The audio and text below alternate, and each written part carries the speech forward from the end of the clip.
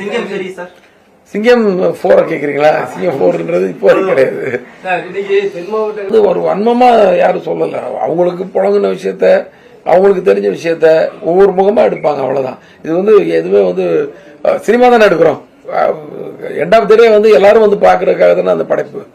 இது யாரோ ஒரு பர்டிகுலரா ஒருத்தரை மட்டும் பார்த்தா போதும் ஒரு சினிமானி கிடையாது. அதனால எல்லாரும் பாக்குறதுக்கு தான் எடுக்கிறோம். அதனால கண்டிப்பா ஏதோ ஒரு விஷயத்த யாரையோ திட்டுன்றக்காக யாரையும் பாதிப்படைய வைக்கணுங்க எடுக்கிறது இல்லை. அவங்கவுங்களுக்கு தெரிஞ்ச இதில் இப்போ எனக்கு தெரிஞ்சதை நான் எடுத்தேன், இன்னொருத்தர் தெரிஞ்ச இன்னொருத்தர் எடுப்பாங்க. அவங்கவுங்களுக்கு தெரிஞ்ச கதை, அவங்கவுங்க புழங்கின கதை. நான் ஒரு கற்பனை கதை மட்டும் எடுக்கிறேன். சில பேர் ரியலாக நடந்த சம்பவங்களை வச்சு எடுப்பாங்க. அது பார்க்கறதுக்கு அப்படி தெரியும். ஆனால் நோக்கம் அந்த படத்தை பார்க்கணும், ரசிக்கணும், சினிமா பார்க்கணுன்றதான் எல்லாருடைய நோக்கமாகவும் இருக்கும். 100% வர்றதுக்கு வாய்ப்பு இருக்காது. ஏன்னா வேலையை பொறுத்து ஒவ்வொருத்தரும் ஒரு இடத்துல கடந்து தவிச்சு சிக்கிட்டு இருப்பாங்க. ஆனால் இருக்கிற